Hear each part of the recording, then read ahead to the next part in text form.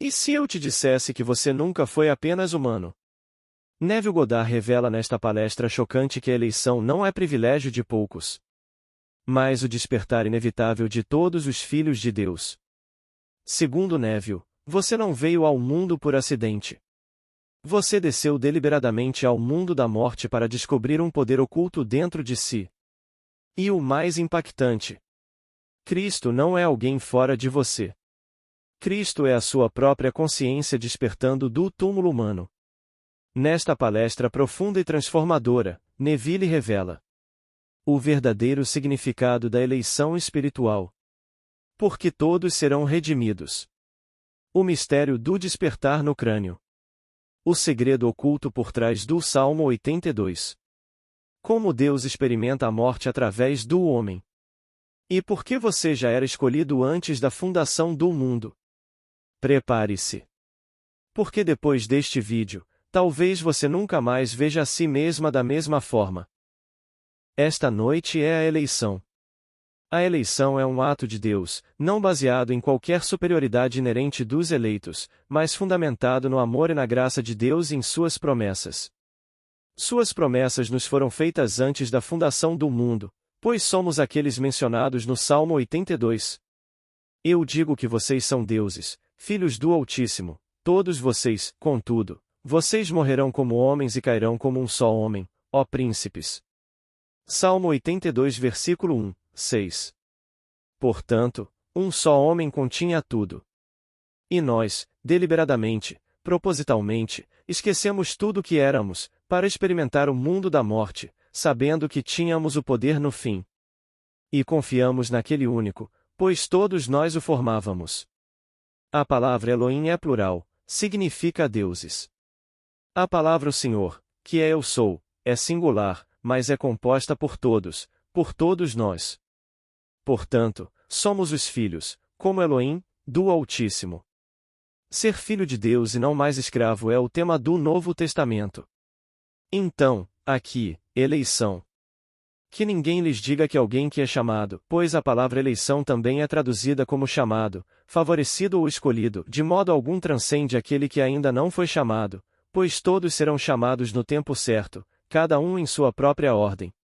Assim, estar em Cristo, como as Escrituras falam sobre estar em Cristo, significa que uma nova humanidade universal surge, algo completamente diferente do que éramos antes da nossa queda.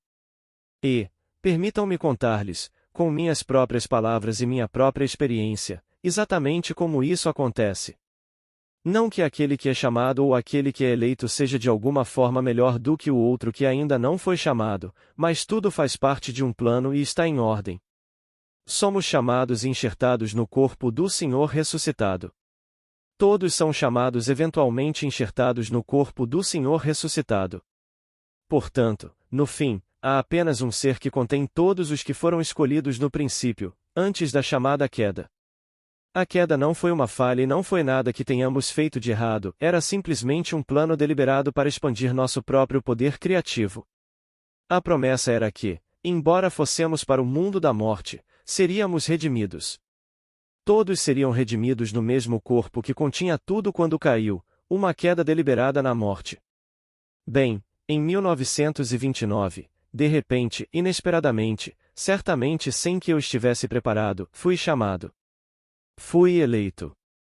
Foi simplesmente aquele momento em que, tendo carregado o fardo pelo tempo determinado, fui libertado do meu peso e meu posto há muito perdido foi restaurado. Pois quando fui levado em espírito para a Assembleia Divina, meu nome já estava escrito no livro da vida, assim como o seu está escrito no livro da vida, e é apenas uma formalidade ser marcado, e então estar na presença do Senhor ressuscitado e ser abraçado. É como a impressão de um selo na cera, na argila. Então agora, quando você é enviado, você é o próprio Deus enviado. É Deus enviado ao mundo. Pois no fim, só existe Deus. Deus é composto de todos os seus filhos, e é uma sabedoria e um poder de Deus em constante expansão através de seus filhos. Então, quando me coloquei em sua presença e respondi ao que ele perguntou, o abraço, que para mim foi uma fusão, foi ao mesmo tempo a impressão deixada por um selo em cera. Pois eu fui simplesmente liquefeito e preparado para receber a marca de Deus, de modo que, quando eu saísse, traria a imagem expressa de sua pessoa e irradiaria sua glória, coberto por uma veste de carne e sangue que ninguém aqui pode ver. Só pode ser visto quando os olhos estiverem abertos em espírito. Mas certamente não aqui. Então, a eleição é simplesmente aquele momento no tempo em que, tendo suportado o fardo que foi designado no princípio, pois nos é dito: vocês são filhos de Deus, todos vocês, filhos do Altíssimo, contudo, vocês morrerão como homens e cairão como um só homem, ó príncipes. Se vocês são príncipes, então seu pai é o rei. Ele é o rei dos reis ou o Senhor Altíssimo. Assim, no fim, todos são reunidos, mas somos reunidos em uma certa ordem, e ninguém na terra pode dizer qual é essa ordem ou como você realmente retorna a um estado muito maior do que aquele em que estávamos antes da queda. Pois aquele que nunca experimentou o mundo da morte, o não manifesto, o eterno, vem ao tempo expressando a morte, a vence e retorna glorificado além do que era, tendo vencido a experiência da morte. Portanto, todos no mundo serão redimidos, serão eleitos, serão chamados, não importa quem sejam. Pois todos estão desempenhando um papel que lhes foi escrito. Eu desempenhei todos os papéis. Tendo desempenhado todos os papéis, eu estava qualificado para aliviar esse fardo, e então veio a cisão onde o esplendor aprisionado, ou aquele espírito que estava preso, foi libertado. Foi libertado e então minha posição há muito perdida, foi restaurada, mas ampliada além do que era antes da queda daquele homem. Portanto, que ninguém lhes diga que, quando alguém é eleito, essa pessoa é melhor do que vocês. Nem por um instante. Pois todos nós fomos escolhidos antes da fundação do mundo, e escolhidos naquele que era Deus. Assim, todos no mundo serão eleitos e retornarão ao corpo que é Deus, mas muito além da mais ousada imaginação do que ele representava antes da descida. Sei disso por experiência própria, não estou especulando. Não estou pedindo a outros que me digam. Sou como Paulo, que disse em sua primeira carta aos Gálatas: Paulo, apóstolo, não da parte dos homens, nem por intermédio de homem algum, mas por Jesus Cristo e por Deus Pai, que o ressuscitou dentre os mortos. 1 versículo 1. O único que está em nós é Jesus Cristo. Nós somos Jesus Cristo, e ele só ressuscita Jesus Cristo. Jesus Cristo é o seu poder e a sua sabedoria. Seu poder e sua sabedoria enfrentaram a mais terrível tentação do mundo, a morte, experimentaram a morte e a venceram. Pois ele ressuscitou, mas não ressuscitou em tudo. Portanto, ainda que Cristo nasça 1000 vezes em Belém, se ele não nascer em ti, a tua alma permanecerá desolada. Cristo não ressuscitou dos mortos. Cristo ainda está no túmulo se vocês, por quem ele morreu, ainda dormem naquele túmulo. Então, quando você desperta na sepultura, que é o seu próprio crânio, Cristo despertou, pois você é ele. Quando alguém fala de Cristo, pensa na terceira pessoa, quando se dirige a ele em oração, pensa na segunda pessoa. Cristo não é uma terceira ou segunda pessoa, ele deve ser pensado na primeira pessoa. Somente quando você o experimenta na primeira pessoa. Pois eu sei, no meu próprio caso, eu despertei. Não foi outro que eu vi, eu despertei. Eu ressuscitei. Eu mesmo ressuscitei em um túmulo, o mesmo túmulo em que Cristo foi sepultado, esse ser universal difuso em todos os túmulos do mundo, nossos crânios. Quando emergi dele, eu emergi, não era outro. E assim, tudo se reinterpretou em mim, toda a história como contada e registrada nas Escrituras. Tendo tudo se desdobrado em mim, eu não conseguia encontrar uma segunda pessoa, não conseguia encontrar uma terceira pessoa de quem eu pudesse falar após a experiência. Embora o mundo te considere louco, arrogante e diga que você está blasfemando, não posso negar a experiência. Sei exatamente o que aconteceu comigo, então sei exatamente o que aconteceu com aqueles que passaram por isso, e o que deve acontecer com todos que passarão por isso. E todos passarão. Pois a história é a história de Deus e não há nada além de Deus. Deus nos escolheu nele antes da fundação do mundo e nos disse que nós, embora deuses, filhos do Altíssimo, todos nós, nenhum menos que o outro, morreríamos como homens. Bem, eu sei que me despedi do meu pai, da minha mãe, do meu irmão, do meu sobrinho, dos meus amigos e de centenas de pessoas que eu conhecia aqui, com quem podia conversar e tocar. Então eu os vi partir e sei que eu também devo partir, e outros devem me ver partir. Eles também devem. Mas, no meu caso, tendo sido eleito, tendo sido chamado, não por qualquer superioridade, mas porque o tempo havia chegado ao fim. Carreguei o fardo pelo período determinado, e depois desse período me foi dito que eu seria redimido. Bem, eu fui. Então ele me chamou, ele me elegeu e me trouxe de volta ao seu ser, e me imprimiu a sua marca, como o selo na cera, e me enviou. Bem, tendo me enviado, e eu sendo a sua própria imagem, é simplesmente Deus quem vai ao mundo. Não há outra maneira pela qual ele foi enviado. Pois, no fim, só existe Deus, e todos os seus filhos refletem isso. É preciso a união de todos os filhos para que Deus se torne o Pai. Então, aqui, tudo isso foi dito, está escrito nas Escrituras, aos pais. As promessas foram feitas aos pais. Nós somos os pais. Quando os teus dias se cumprirem e te deitares com os teus pais, levantarei depois de ti um filho teu, que procederá de ti. Eu lhe serei por pai, e ele me será por filho. 2 Samuel 7 versículo 12.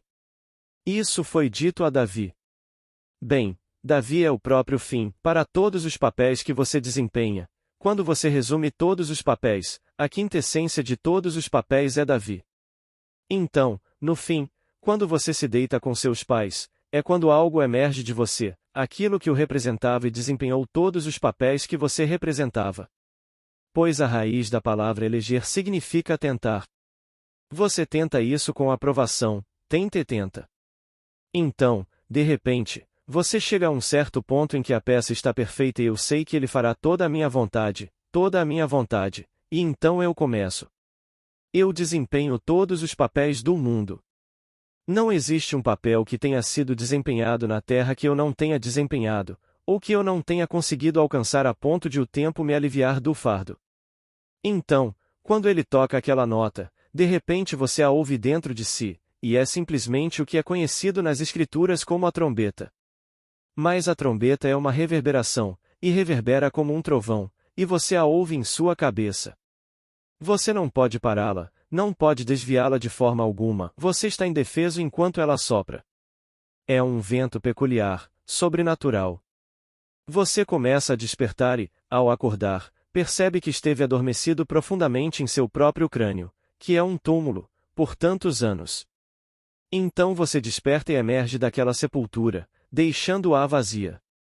Você sai e tudo está ao seu redor, como registrado nas Escrituras. Então, naquele momento, você ouve a vibração, e não pode pará-la, e a vibração o desperta. Como disse Blake. E os mortos ouviram o som da criança e começaram a despertar do sono. Bem, no meu caso, eu sabia que o local era um lugar de morte, mas pessoalmente senti que estava despertando. Eu não tinha a sensação de estar morto, mas quando me vi selado em um túmulo, soube que apenas os mortos eram colocados em um túmulo. Então ele equipara tanto Blake quanto as Escrituras.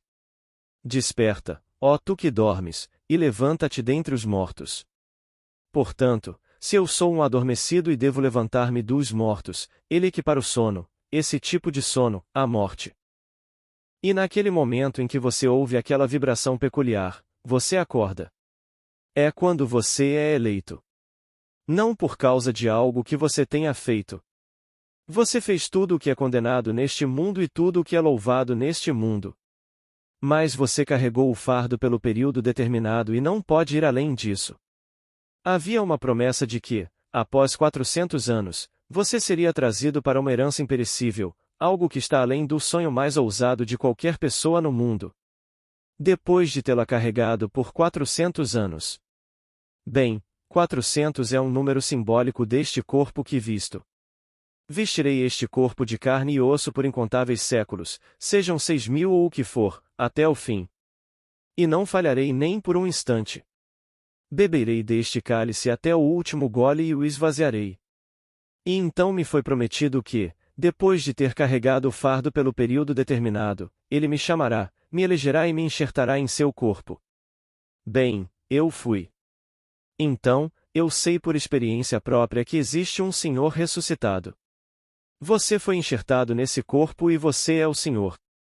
E há todas as coisas que você já fez, e você fez tudo, não importa o que o mundo diga, você fez tudo, ou ainda terá que fazer, porque ninguém no fim chegará ao ponto de não poder dizer: perdoa-lhes.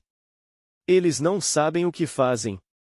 De modo que todo ser no mundo seja completamente perdoado por tudo o que já fez, porque todos o fizeram. Bem, isto é uma eleição. Portanto, que ninguém lhes diga que um eleito é melhor do que outro. Não há continuidade histórica de qualquer descendência biológica relacionada a esta eleição, como alguns tentarão lhes dizer. Nenhuma instituição social, política ou religiosa é relevante como critério para esta eleição. Eles não podem, de forma alguma, explicá-la com base em qualquer instituição do mundo. Então, quando vocês leem nos jornais e revistas, como eu leio, que uma certa ordem religiosa, ousa afirmar ser a única guardiã de um grande mistério da vida, baseado em uma linhagem ininterrupta que remonta a Pedro, que absurdo! Que disparate! Ele nos chama de todas as classes sociais, no meu caso, de nenhuma classe social específica. Pois em 1929, o desemprego. Veio a crise, e o que você faria com uma dançarina? Bem, você não teria o que comer. Todos os teatros da cidade de Nova York fecharam. Havia apenas 4 teatros legítimos funcionando, e funcionando com prejuízo apenas para se manterem em cartaz. 4. Vejam bem, de 50 teatros legítimos. Todas as casas de vaudeville fecharam. Bem, eu era apenas uma dançarina, portanto desempregada. E enquanto estava desempregada, fui chamada. Sem qualquer experiência prévia. Fui chamada à presença do Senhor ressuscitado. Assim como está escrito em Daniel, ele dará até mesmo ao mais humilde dos homens, depois que o homem perceber que o Altíssimo governa o reino dos homens e o dá a quem ele quiser, e até mesmo ao mais humilde dos homens. 4 Versículo 7. Bem, eu estava no fundo do poço. E então ele dá isso sem se basear em qualquer histórico, pois ele usa o tolo para confundir o sábio e o fraco para confundir o poderoso. Então, se você considerar esse padrão, eu certamente me encaixo. Mas eu representei os papéis. Tenho memórias, vislumbres ocasionais de riqueza fabulosa, e de uma riqueza tão peculiar e fabulosa. Eu realmente entrei nas casas e em todos os criados e revivi o que vivi em algum momento. Percebo que, em uma ocasião, desisti disso voluntariamente. Não voltei. O que fiz para me afastar do mundo, eu não sei, mas desisti voluntariamente porque para mim era decadente. Eu não estava chegando a lugar nenhum com toda essa enorme posse e a deixei para trás. Então, eu sei pelas minhas próprias visões que as representei. Sei que você as representou, mas talvez não tenha trazido as visões de volta. Mas você desempenhou todos esses papéis para que, no fim, não condene nenhum papel neste mundo e para que, no fim, você seja chamado. Ser chamado é ser eleito, e ser eleito é ser enxertado no corpo do Senhor ressuscitado. A partir de então, por um breve período, você é enviado, e, por ser agora um com Deus, ser enviado é simplesmente ser enviado por Deus. Só isso. É simplesmente ser enviado por Deus. Portanto, a eleição não é algo estranho ou peculiar como as igrejas dizem, que são os eleitos, que este é o escolhido e aquele é fulano de tal. Eu lhes digo, e no fim, todos serão eleitos, todos serão redimidos, como foi prometido no princípio. Vocês, meus filhos, experimentarão a morte, pois são filhos do Altíssimo, contudo, embora experimentem tudo isso e caiam como um só homem, eu os ressuscitarei no último dia.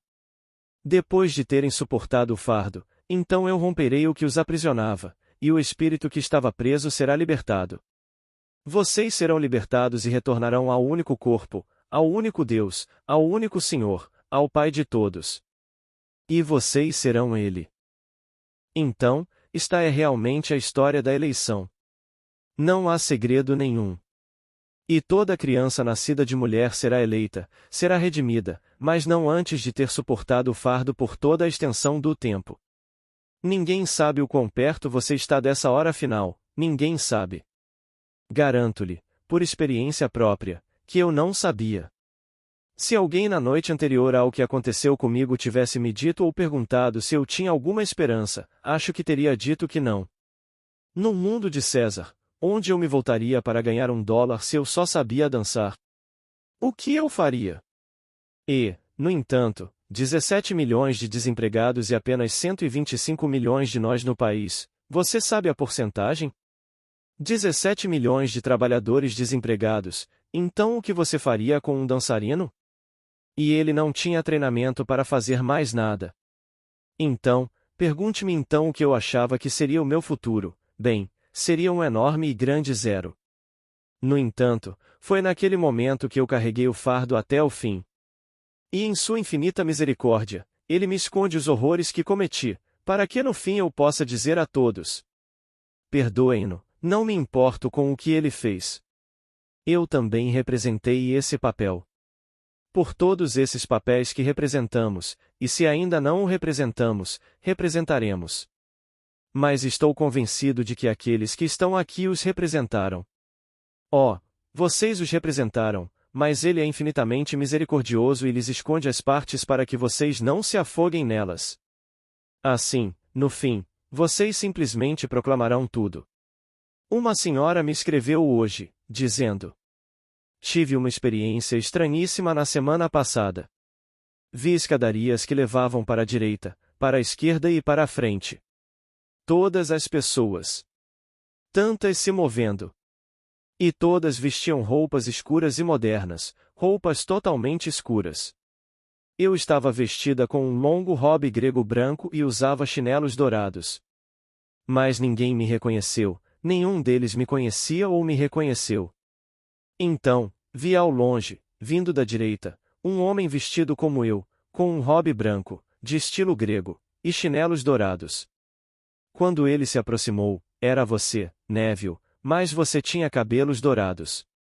Seu cabelo era dourado. Você me cumprimentou porque me reconheceu. Mesmo assim, eles não te viram, eu te vi. E depois do cumprimento, fiquei pensando: por que Neville tem cabelos dourados? Então eu disse para mim mesmo, sem verbalizar: bem, eu sei que isso é uma visão e o tempo me provará que isso tem um significado, e portanto eu extrairei o significado, com o tempo. Por que ele tem cabelo dourado agora, eu não sei. E então foi isso. Então, outra experiência maravilhosa que me foi proporcionada na semana passada, esta senhora me contou. Ouvi um coro incrível de vozes masculinas cantando nosso hino de batalha, meus olhos viram a glória da vinda do Senhor, e eu mesmo o repeti mentalmente, apenas o comecinho. Depois, me vi em pé na borda de uma roda enorme, cercada por homens fortes, robustos e musculosos, cantando a plenos pulmões. Vozes gloriosas. Eram como trabalhadores braçais, musculosos. Vi um à minha esquerda com o peito nu, exibindo os músculos do peito e dos braços. Que vozes lindas! Eu era a única mulher presente.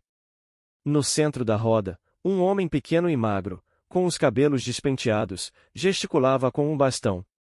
Ele continuava olhando, e lá estavam todas aquelas vozes cantando, e então ele se virou e olhou para mim. Naquele momento, estávamos cantando o hino mais glorioso. Não consigo repetir a letra, eu não os memorizei, mas era algo como: somos um. Somos um na esperança, um na honra, um na caridade. Mesmo que pareçamos divididos pelos raios da roda, e eles estejam todos ao redor dela, na verdade somos um. Essa era a essência da canção. Então ele se virou para mim, avançou e me entregou o bastão. E então eu acordei. Então ela disse. No mesmo intervalo, logo depois disso, você afirmou que só daria o que gostaria de receber. Dá uma sensação maravilhosa dar o que você gostaria de receber. Achei isso encantador. Então, quando fui para a cama naquela noite, pensei na minha amiga Jan e me perguntei: O que vou dar a ela agora? Algo que ela nunca teve de verdade. E pensei, bem, vou dar a ela amor. Senti que estava dando amor a ela quando me tornei como o oceano, um oceano fabuloso, e já apareceu caminhando sobre ele. Ela era toda de ouro. O corpo inteiro era de ouro.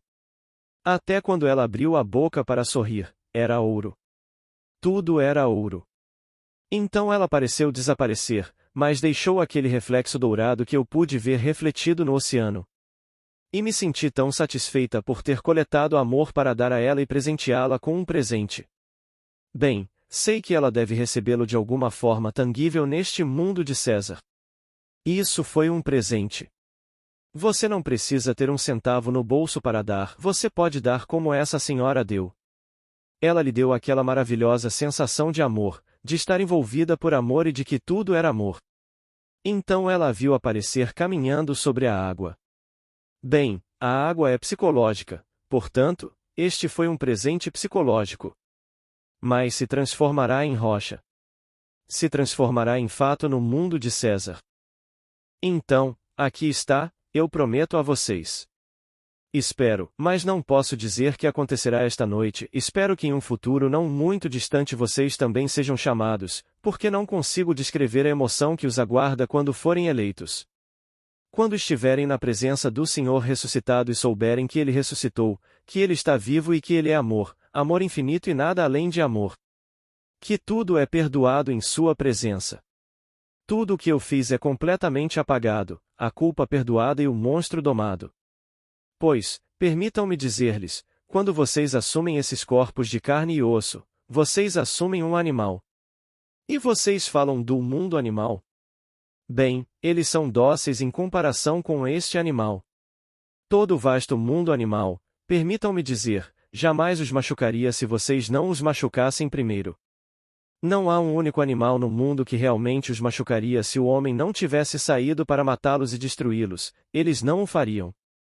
Certa noite, vi tudo com muita clareza, e eu estava no topo de uma escada e, lá embaixo, estavam todos os animais da floresta, e o leão, o tigre, a pantera, todas as feras selvagens. Por um instante, fiquei apreensivo, olhei e eles rugiram e se comportaram da maneira mais violenta possível. Enquanto estava no topo da escada, sem nada entre nós além dos degraus, percebi que eles eram apenas uma expressão de mim mesmo. Naquele momento, contive em mim a atividade que os fazia se mover, e todos congelaram, como se fossem feitos de barro. Desci a escada e eles estavam como coisas mortas, completamente inertes. Então, quando perdi todo o medo deles, liberei a atividade dentro de mim e eles se tornaram como gatos domésticos, brincalhões e maravilhosos, absolutamente adoráveis. Sei por experiência própria que se não fossemos o que somos, e somos seres violentos. Viemos ao mundo carregando o coração e a mente da violência, renunciando ao ser que deveríamos ser para vivenciar isso. Então, no fim, o monstro é domado. Porque na noite em que tive essa experiência, de repente vi dois seres, de um abaixo de mim, um monstro horrível, todo peludo, o Esaú do mundo, mas era um animal como um gorila, peludo da cabeça aos pés, uma besta monstruosa e forte, e acima de mim, este anjo glorioso, apenas um anjo, de beleza indescritível, radiante. Este monstro a chamava de mãe. Eu o golpeei e, enquanto o espancava, ele se regozijava. Amava os golpes, amava a violência. Então, quando percebi o que estava acontecendo, que cada vez que eu o golpeava, ele ficava mais forte, e eu competia com ele, e a criatura ficava mais forte, e este acima de mim, esta criatura brilhante e bela. Percebi que ali estava a personificação, a encarnação de cada ato violento que já cometi. Não consigo descrever a ninguém a compaixão que senti por aquilo. Senti uma compaixão imensa. Nunca a senti antes, nem depois, por nada nem por ninguém neste mundo. Enquanto observava, jurei a mim mesmo, não tinha ninguém por quem jurar, e jurei interiormente, que, mesmo que levasse a eternidade, redimiria aquela coisa monstruosa, porque ela não tinha o direito de existir. Surgiu por meio do meu poder mal utilizado, não foi trazida à existência por algum ato deliberado de amor. Ela apenas personificava o meu mau uso do poder. Ao fazer essa promessa a mim mesmo, aquele ser monstruoso e enorme derreteu, literalmente derreteu.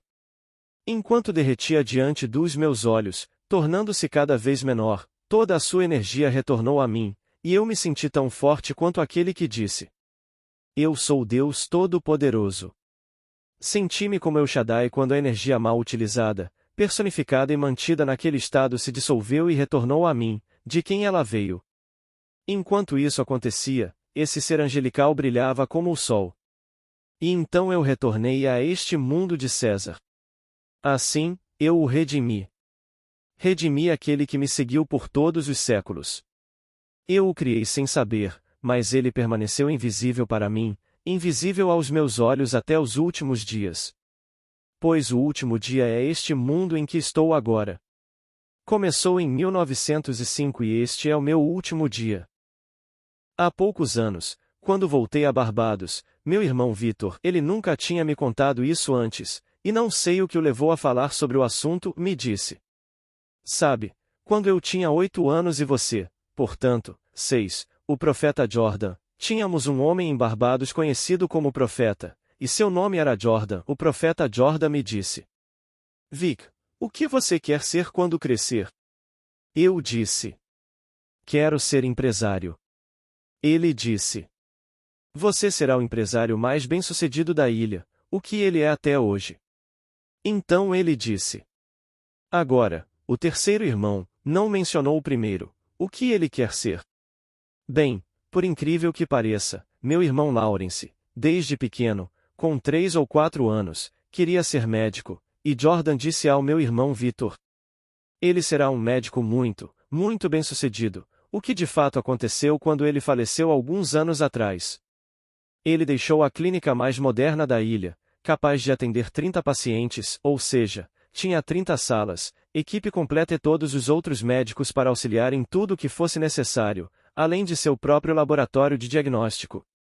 Ele tinha tudo, e deixou tudo para seus 2 filhos, que eram médicos. Então ele disse: Agora, o quarto. Não o toquem. Ele pertence a Deus. Ele foi enviado ao mundo desta vez para fazer a obra de Deus, então não tentem persuadi-lo.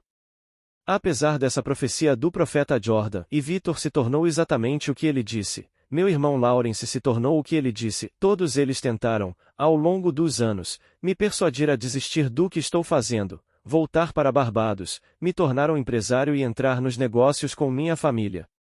Quando eu tinha apenas 6 anos, o profeta Jordan disse: Não o toquem, ele é o quarto e pertence a Deus. Deus o enviou com um propósito neste momento, e você não pode mudá-lo, Vic. Ele fará exatamente o que tem que fazer, porque está sob compulsão de Deus. Só fiquei sabendo dessa história há alguns anos, quando, presumo eu, durante o chá ou o happy hour, Vic me contou. Ele nunca tinha me contado antes porque não queria me influenciar. Então, mesmo sem ele ter me contado, fui tocado por aquela força desconhecida, a mesma que minha mãe sentiu quando eu nasci. Mas ela interpretou isso como um sinal de que eu seria um pastor, porque ela sentiu algo dentro de si enquanto me carregava no ventre e disse: Este aqui vai ser um pastor. Bem, um pastor, mas não no sentido tradicional da palavra. Então, digo-lhes tudo isso por experiência própria. Todos serão eleitos, todos serão redimidos, porque vocês eram filhos de Deus antes da sua descendência. Vocês não começaram no ventre materno, nem há 6.000 anos, vocês eram filhos de Deus na eternidade. Vocês são o filho mencionado no Salmo 82. Então, o que pode acontecer conosco depois do fardo, senão a restauração da nossa posição há muito perdida? Mas a restauração será agora glorificada, ampliada além do que era, porque viemos à morte e a vencemos, como disse aquele que decidiu tudo. Mas ele é formado por nós, não haveria Senhor sem os deuses. O Senhor é formado por seus filhos. Nós somos o seu poder criador e sabedoria. Todos nós somos. Nós somos o Cristo mencionado nas Escrituras. Então, esta noite, quando você sair, reflita sobre isso. Não deixe que isso fique apenas aqui esta noite, reflita sobre isso. Então, Quando você for dormir esta noite, reflita sobre a glória que é sua, que você realmente é o Filho de Deus. Se ainda não lhe foi revelado, acredite em mim, será revelado a você. Para que ninguém possa convencê-lo do contrário, isso acontecerá em você. Você saberá que você é o Cristo, que você não verá alguém ressuscitar, você ressuscitará. Você ressuscitará no mesmo lugar onde ele foi sepultado. Bem, quem foi sepultado lá? Você foi sepultado lá, você era aquele poder, aquela sabedoria que foi sepultada no Gólgota. Você é aquele que sairá do Gólgota para se encontrar cercado pelo simbolismo das Escrituras, testemunhando agora o seu nascimento para um nível superior, e todas essas coisas se desdobrarão dentro de você. Você será eleito. Então, se eu dissesse, como citei anteriormente o grande místico do século XVII, Seffler, Cristo, disse ele em sua terceira estrofe, Cristo não ressuscitou dos mortos. Cristo ainda está no túmulo se você, por quem ele morreu, ainda dorme no túmulo. Mas não demorará muito para que você acorde nesse túmulo, e você despertará. Tudo o que se segue o convencerá de que você é o Cristo das Escrituras. É você quem morreu. É você quem entrou nesse estado, convencido de que o poder que lhe pertence é suficiente, que, depois de ter suportado o fardo pelo tempo determinado, você poderia ressuscitar, tendo experimentado a morte inúmeras vezes e tendo vivenciado tudo, e no fim perdoado tudo. Agora, vamos entrar no silêncio. Pergunta inaudível. Resposta. Não, eu não diria isso. Eu não diria que um desejo profundo por algo significa que você não o experimentou. Não, eu não diria isso. Quando você se encontra. Como Paulo disse. Em qualquer estado em que eu me encontre, nesse estado estou satisfeito, porque ele sabe que precisa representar os estados. Mas você, conhecendo essa lei, pode sair de certos estados desagradáveis, pois se você os representar apenas por um dia, você os representou. Então você representou todos os papéis neste mundo. Se você condena algo, você está se movendo em direção a isso, você está sempre se movendo em direção àquilo que você realmente condena. Você pode ter visões disso em um sonho, onde você experimenta a condição que condena em sonho. Mas você está se movendo em direção a isso. Mas nada será deixado para trás. Você representará tudo e carregará o fardo. Tendo-o carregado completamente, então você será libertado e retornará mais uma vez ao corpo do Senhor ressuscitado. E todos nós nos reconheceremos e nos conheceremos mais intimamente do que aqui, porque éramos os deuses antes de virmos para cá. Nos conhecíamos intimamente e nos conheceremos intimamente lá. Mas aqui estamos usando máscaras. Todos nós estamos usando máscaras. Imprimimos algo nessa máscara, mas estamos usando máscaras. Pergunta inaudível. Resposta. Eu não questionaria isso nem por um momento. Eu sei, no meu caso, que se desempenho um determinado papel aqui, ao mesmo tempo estou desempenhando todos os outros tipos de papéis em outro lugar. Eu sei disso. Mas quando você parte deste mundo, você não deixa de existir, esperando para retornar, porque o mundo para o qual você vai faz parte deste mundo. Você é restaurado à vida e se encontra muito vivo em um mundo exatamente como este, então não há fim porque os outros não podem te ver ou te tocar. Você ainda sobrevive, é restaurado e continua, mas pode estar desempenhando um papel diferente. Mas aqui, eu sei que quando as pessoas me veem em diferentes papéis à noite, desempenhando papéis diferentes, eu sou um ser disperso. Você é um ser disperso e desempenha muitos papéis. Você é um ser fabuloso porque você é o Filho de Deus, e o Filho de Deus e Deus são um. Ele e o seu poder são inseparáveis. Parecemos impotentes neste mundo, mas fizemos isso propositalmente. Nos esvaziamos e assumimos a forma de escravos, e fomos encontrados na forma de homens. Não sei se isso te satisfaz, Jack, mas você está interpretando todos os papéis agora, como você disse, simultaneamente. Mas mesmo neste mundo, muitas pessoas interpretam vários papéis simultaneamente.